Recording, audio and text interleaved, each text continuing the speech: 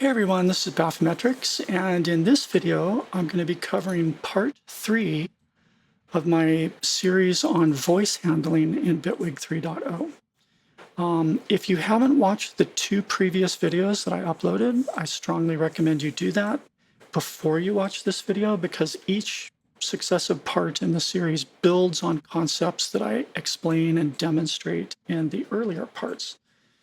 So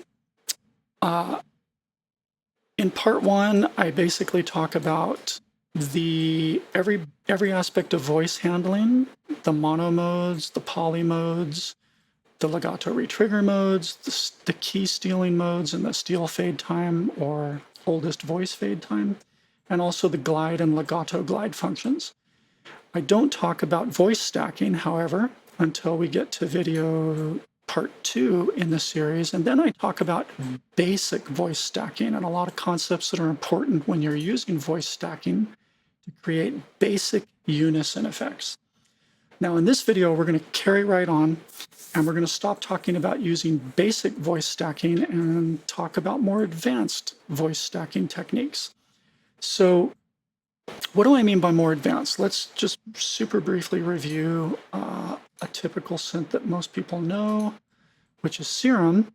And as I pointed out in the last video, when you set the number of voices, the voice stacks, and they're detuning, which is also affecting their stereo spread, those are basic default parameters, in the init patch. And that's all Serum does by default, but Serum can do other things. Serum can have each voice in the stack change the warp offset relative to each other. And it can also pick a different starting position in the wavetable. And you can do things like have exponential spreading instead of linear spreading. Like, see how that's kind of an exponential increase as the voices keep moving outward, whereas normally by default the spreading behavior is very linear and straight like that. So Serum can do all those things. It can also do this blending between the center voice and the outer voices, which is a really nice way to deal with mono-compatibility right here inside the Unison controls. So you can do pretty much all this extra crazy stuff if you want to by using advanced voice handling features, voice stacking features in Bitwig. So that's what we're going to talk about in this video, is how to pull that off. So where we left off last video, here's a basic, simple Unison patch that is fairly mono-compatible and is using only the basic, simple voice stack spread that's located in the same area as the other voice handling options. But there is another way to do voice stacking in Bitwig, and that's to use a special modulator called voice stack. And what this modulator looks like is it gives us different kinds of modes for how the voices are arranged relative to each other. And it also gives us a set of individual modulators for each voice. So you can do some really interesting and very tricky things by making use of these per voice modulators and also the different kinds of spreading modes for the voice stack itself. And it's also important to note that this extra knob here, or modulator control called voice stack, for this particular modulator right here, this one at the bottom, is kind of sort of identical to the basic voice stack spread. This is really the voice stack spread for this one modulator. So if you remember from the last video, this basic voice stack spread control is bipolar. That's what the plus minus means. So it spreads equally on either side of 0. So in our special voice stack modulator, we have a mode that is bipolar. We also have a mode that's unipolar. So unipolar, it starts at 0 and spreads itself out to positive 100%. And in unipolar, it goes from negative 100% to negative 50 to 0 to plus 50% to plus 1%. So it's bipolar around 0. When you use this voice stack modulator, in this particular mode right here, bipolar, it's effectively identical to the basic voice stack spreader here. If I were to take this modulator here and redo the 2 assignments I made here in the patch, it's going to sound exactly the same. Let's test that theory. Here's what the current voice stack spread with the basic spreader sounds like. Now I'm going to grab this one and modulate the same exact things to the same amounts. 690. There we go. And then we're going to modulate the stereo pan to 1. So we have identical values here. And now if I kill these off, just remove them entirely, it's identical. Okay, so the first thing to know is that this particular mode of the voice stack is identical to the basic voice stacker. Where it gets interesting is when you use these other modes, because if I switch this to a unipolar spread around the detune and around the stereo, because remember it's connected to both of those, watch what happens. Okay, the detuning behavior looks kind of the same and sounds kind of the same. It's just all positive values instead of a couple negative detunes and a couple positive detunes around 0. We just took that same range and shifted it up into all positive values. So the detune sounds similar, but the assignment we made to the pan knob is now unipolar, so those 5 values spread from 0 to the first stack is here, the second stack is here, the third stack is here, the fourth is here, and the fifth is here, so everything sounds like it's in the right channel now, for the most part. It's definitely tilted over to the right. It's no longer in the center. Okay, so where and when might you use a unipolar spread? Well, that depends on what you're trying to do. Remember, the whole point of a voice stack is to take any kind of control in a grid or a different instrument like polysynth or phase 4 or whatever, and make some types of differences between the 5 different copies of that sound engine. So what might you want to spread in a unipolar way? I don't know. I can't think of any examples right off the top of my head, but just be aware that you can do this by using this particular modulator, putting it in 0 to 1 mode, unipolar mode, and then assigning the whole stack spread modulator to whatever it is you want to spread in that fashion. Okay, now the next thing we could do is, this is to me the most interesting part of this modulator. You can set your own spread. If I make these values look kind of like this, we have a basic bipolar spread that's effectively identical to this one here. If I instead set these values to look more like this,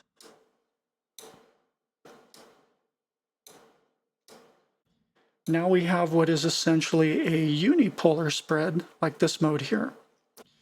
If I play games like draw this out to be a little more exponential looking, like, I don't know, that. It's kind of exponential looking. Now we have something very similar to those exponential modes that we saw over in Serum. Let's look at that one more time. If you go into the global and you say, don't do a linear spread, use an exponential spread, and you come back here and crank this. See how those voices are, the 2 inner voices are kind of close to the 0 one, but then the outer voices are much farther away. So yeah, to accomplish that in Bitwig, let's see, this probably isn't the right shape. It's probably more like, should actually look more like 3 is the center voice. 3 is the center voice. We would want it to look more like this. My bad, sorry about that. It's kind of hard to visualize it in this different way, but that would be very similar to the exponential spread we just looked at in Serum. Here's the center voice, hasn't moved from center. These two are fairly close to it, so they're not spread out too far, but the outer voices are spread really far. It's no longer linear like that, okay? So an exponential bipolar spread would look something like that. And so I hope you're getting the point by now that you can design any kind of shape you want to get any kind of result you want. Like this would make my whole patch sound more exponential. I don't even need to change these values. It's just going to sound a little different now. The sides are a little more accentuate. Well, it's really kind of mono-compatible, a little more mono-compatible slightly because those center voices aren't spread too far out. See the shape and overlap of our mid and side signal look a little different now because of that exponential spread. So I don't want to belabor all this stuff too much because I think you get the basic idea really quick.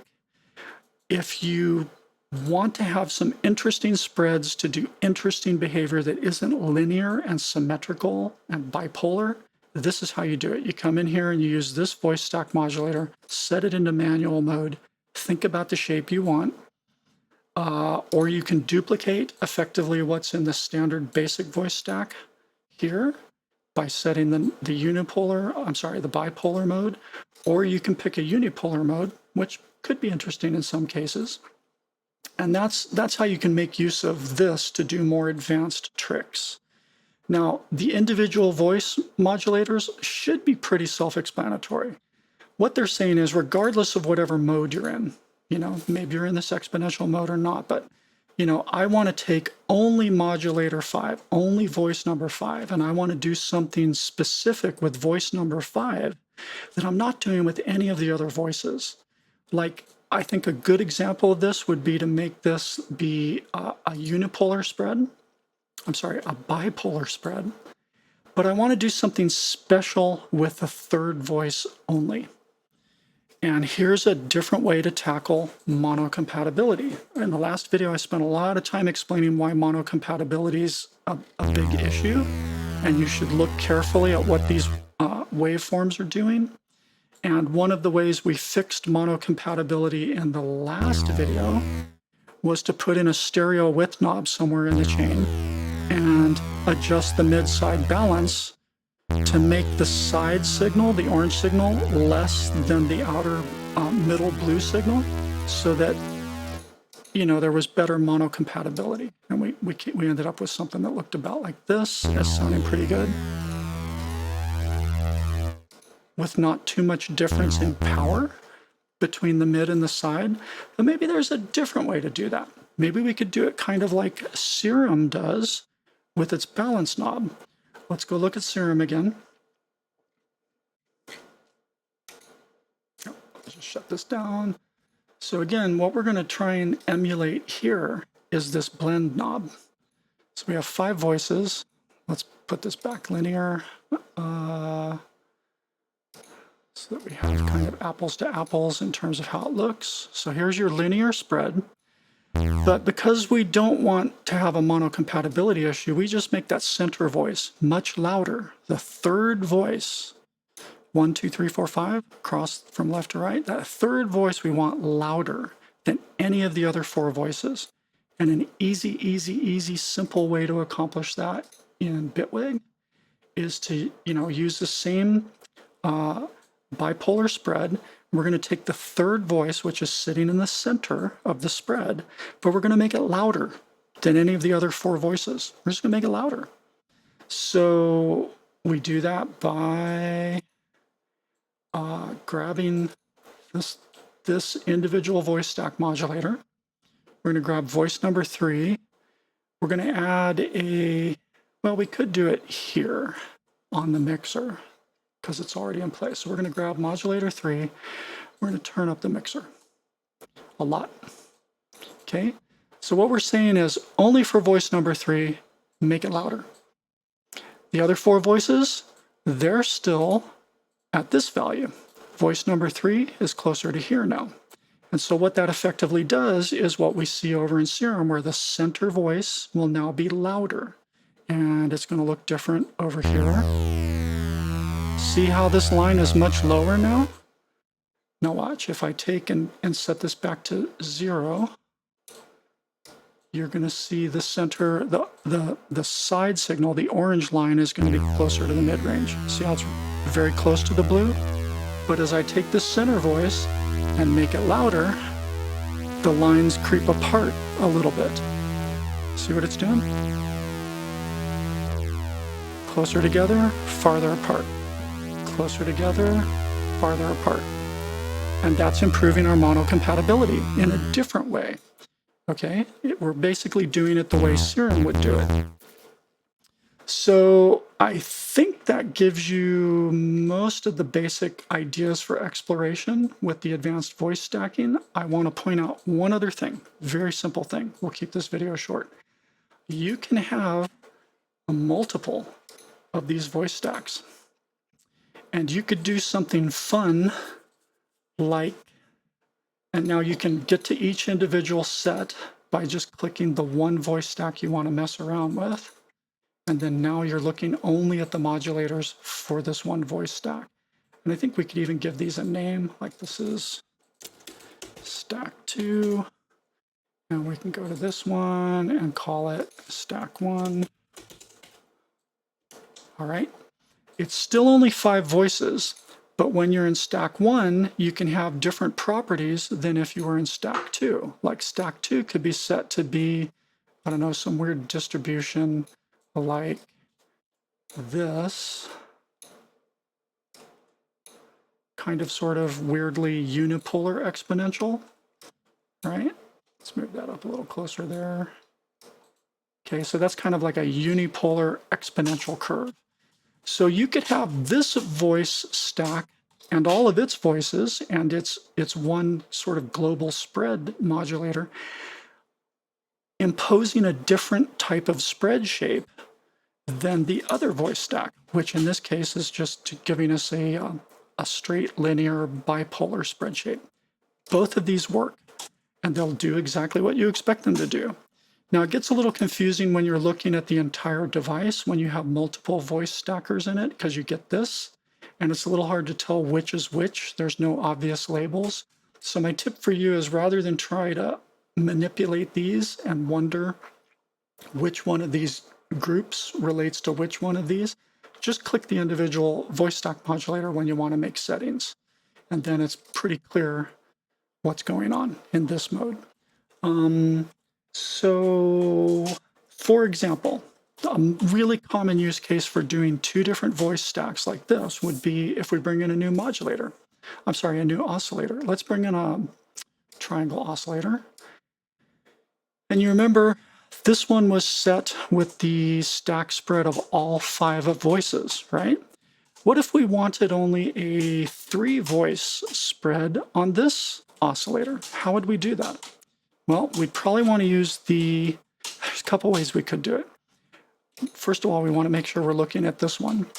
We could individually assign like stacks 2, 3, and 4 to individually spread this Hertz value around. And so you could leave 3 at the center. You could take 2 and modulate it downward just a little bit. You could take 4 and modulate it upward just a little bit. And that would give you effectively a 3 voice stack or a 3 voice unison on this oscillator, while allowing you to have a 5 voice unison on this oscillator. And you could set the spread values differently. And you could set the pan values differently. So that's one way to do it, is to use the individual voices.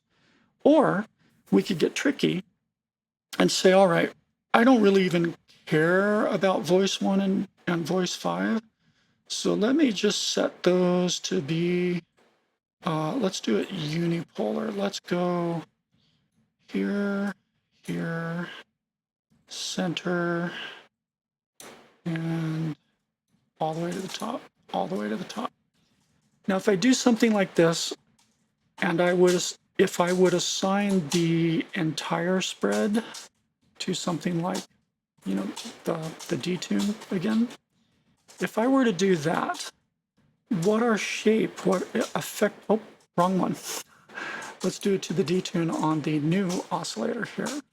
So we're going to detune this one to something like 720. All right, so what's happening here is this one is now spread so that two of the voices are spread to the same identical amount. And these on one side, so these are like the negative spread, these are the positive spread. And so even though there's 5 voices, we're effectively only spreading it 3 ways instead of 5 different values. And so it's kind of like a 3-voice spread. So that's another way you could accomplish this. And I'm sure you'll think of other permutations and variations on this general idea as you experiment. So the main thing I wanted you to get from this video is these can give you a lot more flexibility to individually manipulate different parameters in an instrument in a bunch of very, very complex and interesting and flexible ways to just really create very rich and deep and variable unison, similar to what Serum lets you do, what some other synths let you do. And you do it by using these special voice stack modulators and pretty much just ignoring the basic voice stack modulator. And again, you can do a lot of really interesting tricks with the specific voices for each one. So, you know, set up the shape you want, grab the voice you want, manipulate what you want, and you can do some fun, interesting stuff. All right, this one was short. That's the last in the series. Thank you so much for hanging with me. And as usual, if you find what I teach you valuable, you could really help me out in various ways by, you know, of course, liking and subscribing on YouTube, but also please go to my Spotify page and throw me a follow. Go to my SoundCloud page, throw me a follow. Those things do help in various ways, and that would be great if you did that. Thank you so much. See you next time. Bye-bye.